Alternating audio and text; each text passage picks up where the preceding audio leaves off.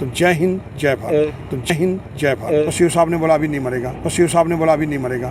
तो मेरा सीओ वहाँ पर अनलोडिंग करते वक्त मेरा हाथ उड़ गया, बम ब्लास्ट हुआ। डॉक्टरों ने दोनों टांगें काटनी पड़ी, जिससे कि पूरी रात ऑपरेशन चला। मुझे 5% बचने के चांसेस थे, 95% इधर डेथ था। मतलब 23 साल बीत चुके हैं उस करगिल युद्ध को। इन्होंने अपनी दोनों टांगें उस वार में गंवाई हैं, एक हाथ भी गंवाया, लेकिन जो जोश, जो जज्बा आज भी इनके अंदर है, जिस तरह से 23 साल पहले था, हम भी इन्हें सैल्यूट करते हैं। क्योंकि भरा नहीं जो बाहों से बहती, जिसमें रसधार नहीं, हृदय नहीं वह पत्थर है जिसमें सब देश का प्यार नहीं। तो नेताजी सुभाष चंद्र बोस की फोटो को देख करके भारतीय सेना को ज्वाइनिंग किया था। मेरे खानदान में कोई सैनिक नहीं था और मुझे मिली कि तुम मुझे खून दो, मैं तुम्हें आज़ादी दूंगा। वही नारा बुलंद करते हुए मैंने भारतीय सेना को ज्वाइन किया। पूरा बंकर पर ऊपर बंकर बना के बैठा हुआ था, मगर हमारे अंदर हौसले और उसकी मिसाल से हम लोगों ने ये युद्ध जीता है। हम आप लोग पत्रकारिता के माध्यम से लगा लो, समाज सेवा के माध्यम से लगा लो, और हर चीज़ के माध्यम से हम देश की सेवा कर सकते हैं। सर सत्य कहेंगे, सत्य लिखेंगे, सत्य चलेंगे। नहीं तो फिर अगली बार इन्होंने आपके घर में फोटोग्राफी करनी, इसलिए बोल रहे हैं। नेक्स्ट स्टेट समाचार में आप सभी का स्वागत है। मैं हूं अरुण शर्मा। इस समय हम मौजूद हैं टी मोड़। जी हां, तुषार मोड़ के ऊपर मौजूद हैं। यहाँ पे ये जो प्रतिमा आप देख रहे हैं शहीद कैप्टन तुषार महाजन जी की, और हम बिल्कुल इस प्रतिमा के पास खड़े हैं। और आज हमारे साथ एक शख्स जो है, एक हीरो मैं कहूँगा, क्योंकि जो करगिल वार हुआ था 99 में, उनके हीरो हैं ये दीपचंद जी और नायक दीपचंद जी। और आज हमारे साथ ये मौजूद हैं। उस दौरान इन्होंने काफ़ी संघर्ष किया था और देश की खातिर जो है वो जंग लड़ी थी, और आज हमारे साथ मौजूद हैं। सर, पहले तो आपका हमारे चैनल पे बहुत बहुत स्वागत है। धन्यवाद सर, जय हिंद आपका। जी सर, किस तरह का रहा था जब आपने उस वार में पार्टिसिपेट किया था, दुश्मनों को भगा दिया था वहाँ से लगभग, तो उस समय आपको भी काफ़ी नुकसान हुआ, लेकिन देश की खातिर आपने हार नहीं मानी, क्या कहेंगे? सर देखो, हमने तो वर्दी इस राष्ट्र के लिए पहनी हुई है। मैं ही नहीं, जितने भी हमारे भारतीय अवाम, जितने भी सैनिक हमारे हैं, चाहे वो किसी भी फोर्स में, चाहे एयरफोर्स में है, इंडियन एयरफोर्स में है, चाहे वो नौसेना है, चाहे भारतीय थल सेना है, तो हर आदमी का एक दायित्व रहता है कि इस भारतवर्ष की सीमाओं की रक्षा करना। तो जो हमने वर्दी पहनी, ये सबका एक योगदान था और हमें मौका मिला शॉर्टकट में, क्योंकि मैंने तो नेताजी सुभाष चंद्र बोस की फ़ोटो को देख करके भारतीय सेना को ज्वाइनिंग किया था। मेरे खानदान में कोई सैनिक नहीं था और मुझे बहुत खुशी मिली कि तुम मुझे खून दो, मैं तुम्हें आज़ादी दूंगा। वही नारा बुलंद करते हुए मैंने भारतीय सेना को ज्वाइनिंग किया और ऑपरेशन रक्षक, ऑपरेशन पराक्रम और ऑपरेशन कारगिल विजय, 3 पराक्रम में लड़ने का मौका मिला और बहुत अच्छा अनुभव रहा। कारगिल लड़ाई के अंदर पहला गोला तलोन के ऊपर मेरी तोप से 42 से निकला था और उसके ऊपर हमको सफलता मिली थी। उसी डाटा से पूरी भारतीय सेना को डाटा दिया गया था और उसी के अनुसार हमको विजय हासिल किया था। मैं कारगिल युद्ध बहुत बड़ा था, नॉर्मल ड्रेस में ही हम लोग वहाँ पर कारगिल युद्ध में गए थे। माइनस टेम्परेचर के अंदर भारतीय सेना युद्ध लड़ा, हाईएस्ट चोटियों के ऊपर युद्ध था। दुश्मन पूरा बंकर पर ऊपर बंकर बना के बैठा हुआ था, मगर हमारे अंदर हौसले और उसकी मिसाल से हम लोगों ने ये युद्ध जीता है। आप लोगों को देखा भी होगा कि भाई एक पत्थर भी वहाँ से लुढ़का देते थे तो हज़ारों सैनिक हमारे शहादत होते थे, मगर फिर भी हमारे अंदर हिम्मत नहीं हारी है हम लोगों ने। क्योंकि भरा नहीं जो बाहों से बहती, जिसमें रसधार नहीं, हृदय नहीं वह पत्थर है जिसमें सब देश का प्यार नहीं। तो हमारे रणबांकुरों ने, जो भारतीय सैनिकों ने, एक ऐसा हुजूम था कि किसी भी तरह हमारे जो नापाक इरादों से हमारे पास जो आए हुए हैं पाकिस्तान के आदमी, उनको किसी तरह भी जल्दी से जल्दी भगाना है। युद्ध 2 महीने तक चला था सर, हर आदमी की लड़ाई थी, मगर मैं शॉर्टकट में आपको बताता हूँ। मेरी बटालियन ने 8 गन पोजीशन को चेंज किया। आप अपनी तोपों को लेकर के पहाड़ियों पर चढ़ते थे और लगभग 10,000 राउंड फायर किए, जो अपने आप में एक रिकॉर्ड है।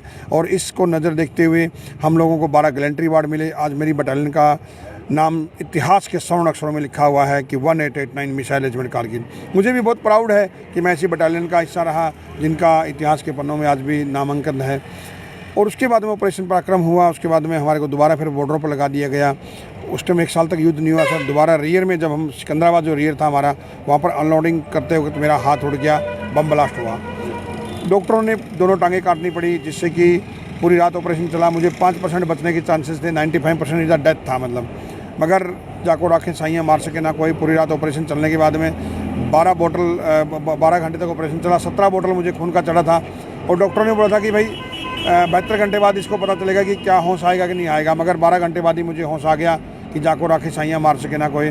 और जब मेरी आँख खुली और मेरे जो बंदे थे, बंदों ने बोला नर्स ने डॉक्टर को बोला, डॉक्टर ने सीओ साहब को फ़ोन किया कि सर जवान को होश आ गया है। तो सीओ साहब ने बोला अभी नहीं मरेगा। तो मेरा सीओ कर्नल गिरीश कुमार महेंद्र सेना मेडल उसके मुंह से वर्डिंग निकली थी और आज मैं आपके आंखों के सामने रुका हुआ हूँ। उससे पहले ऑपरेशन रक्षक में जम्मू कश्मीर में मैंने हमारे रेजिमेंट का जो खुफिया विभाग है कश्मीरी लैंग्वेज कोर्स किया।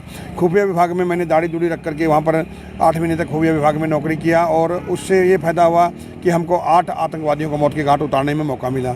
अभी मैं नासिक महाराष्ट्र में रहता हूँ।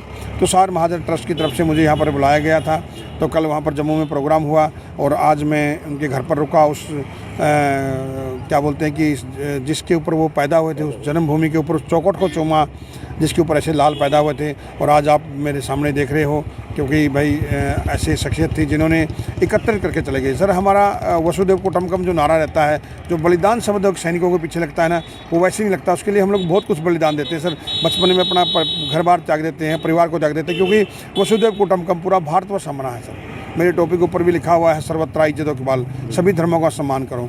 और आपके माध्यम से पूरे युवाओं से यही है कि जितना भी हो सकता है सेना का सम्मान करें और जितना हो सकता है सेना में आने की कोशिश करें, क्योंकि सेना ही एक ही चीज़ है। कोई भी जब सब रास्ते बंद हो जाते हैं, आप ये देखना, आप एक ही चीज़ के ऊपर विश्वास करते हो। जब चारों तरफ से आपको लगेगी कोई विश्वास के लायक नहीं है, तो एक ही चीज़ आप विश्वास करिए, वो है हमारी भारतीय सेना, जो विश्वास के काबिल है। आप उसको ज्वाइनिंग करिए और देश की रक्षा करिए सर। यही मेरा एक बस सबसे नारा है। और आप लोगों से भी, आप लोग ये मत समझिए कि भाई हम लोग क्या कर सकते हैं सर, हमारे पास तो वर्दी नहीं। हम पत्रकारिता के माध्यम से लगा लो, समाज सेवा के माध्यम से लगा लो, और हर चीज़ के माध्यम से हम देश की सेवा कर सकते हैं सर। तो सभी आवाम से यही है कि जिसने भी इस मातृभूमि के ऊपर जन्म लिया है, कुछ न कुछ जरूर करके जाना सर, इस राष्ट्र के लिए, इस कर्म भूमि जन्मभूमि के लिए सर। तो जय हिंद, जय भारत। मैं बात करूं तो लगभग 23 साल बीत चुके हैं उस करगिल युद्ध को। इन्होंने अपनी दोनों टांगें उस वार में गंवाई हैं, एक हाथ भी गंवाया, लेकिन जो जोश, जो जज्बा आज भी इनके अंदर है, जिस तरह से 23 साल पहले था, हम भी इन्हें सैल्यूट करते हैं कि सर आज भी आपके अंदर वही जोश है, वही जज्बा है देश के लिए। सर हम चाहते हैं कि आप युवाओं को क्या मैसेज देना चाहते हो जो अग्निवीर की अब तैयारी कर रहे हैं, उनको खासकर आपका क्या मैसेज रहेगा? देखो मेरी तरफ से, देखो मैं तो एक तो जो सोच समझ के उसने गवर्नमेंट ने किया होगा भाई, उसका अभी भर्ती हो रही है, उसके परिणाम आएंगे तो बड़ा ही महसूस होगा। लेकिन मेरे लिए एक था कि मेरा खुद के लिए, जो मैं कि भारतीय तोपखाने से हूँ, 4 साल में एक जवान बंदूक चलानी सीख सकता है, मगर आजकल हमारे जैसे टेक्निकल आ चुकी है, 4 साल में वो बंदा बेसिक नहीं सीखता है, तो उससे देश का बड़ा लॉस होने के चांसेस है। जो मेरी खुद का एक्सपीरियंस है, मैं इसके ऊपर किसी को उंगली नहीं उठा रहा हूँ। क्यों नहीं उठा रहा हूँ? क्योंकि 4 साल में जो हमने देखा हुआ, 4 साल में बंदा ABCD सीखता है, और इतनी बड़ी बड़ी तोपों को या इतने बड़े टेक्निकल आगे चीज़ें उसके अंदर कैसे 4 साल के लिए बंदा सर्वाइव करेगा? 4 साल में जो बंदा एक काबिल बनेगा जवान, उससे पहले उसको रिटायरमेंट की आ जाएगी, तो हमारे देश को कितना नुकसान होगा सर। एक सैनिक को बनाने के लिए बहुत खर्चा करना पड़ता है, तो कितना हमारे भारतीय को एक लॉस का सामना करना पड़ेगा। मेरा खुद का एक्सपीरियंस ये है कि ये 4 साल के न होते हुए एक लंबा होना चाहिए था, क्योंकि एक सैनिक बनाने के लिए बहुत कुछ दाव पर लगाना पड़ता है, इतना पैसे लगाने पड़ते हैं, मगर जब तक उसको सैनिक को फौज के बारे में समझ में आएगी तब तक उसका रिटायरमेंट का टाइम आ जाएगा। तो कितना लॉस है सर। आपने कारगिल में भी लड़ा, जम्मू कश्मीर, बारामूला में, आज जम्मू कश्मीर को आप किस तरह से देखते हैं? सर बदलाव आया हुआ है। देखो अभी भी मेरी भी अभी हमारे भाई साहब पत्रकार से ही बात हुई थी कि सर हम लोग जो धारा हटने के बाद में, इतने सालों बाद में भी बदलाव तो आया है। आज भी मन के अंदर बदलाव आया, ग्राउंड में भी आया, ऐसी बात नहीं कि नहीं आया है। सेना मजबूत हुई है। हमने जब युद्ध लड़ा था उस टाइम इतने साजो सामान नहीं थे, मगर हमारे अंदर जोश था। मैं आपको अभी बोल रहा हूँ, हम लोग अभी क्यों बोल रहा हूँ मैं चीज़ों के लिए, अभी आपके पास ताकत है, या इतना बड़ा हथियार दे दिया जाए, आपको मशीन गन दे दी जाए, आपके हाथ ही कांपेंगे तो मशीन गन क्या करेगी? तो पहले अपना हृदय भी स्ट्रॉन्ग चाहिए सर, अपना कंधा मजबूत चाहिए। तो हम सैनिक है सर, आज भी बदलाव, आज आपको इतने टेक्नीशियन आ गई, आजकल लड़ाई लड़ने का, आजकल गहराई युद्ध वाली बात हो, आजकल है ना, युद्ध लड़ने के लिए आपको शारीरिक परिश्रम करने की जरूरत नहीं। टेक्नोलॉजी का ज़माना आ गया है, ड्रोन का ज़माना आ गया सर, पता भी नहीं चलता बिना उसके पायलट के आजकल ये चीज़ चलती है। हमारे टाइम में आमने सामने में गुत्थम गुत्ता जैसे गुरिल्ला वार था, ऐसे युद्ध लड़ा हुआ है।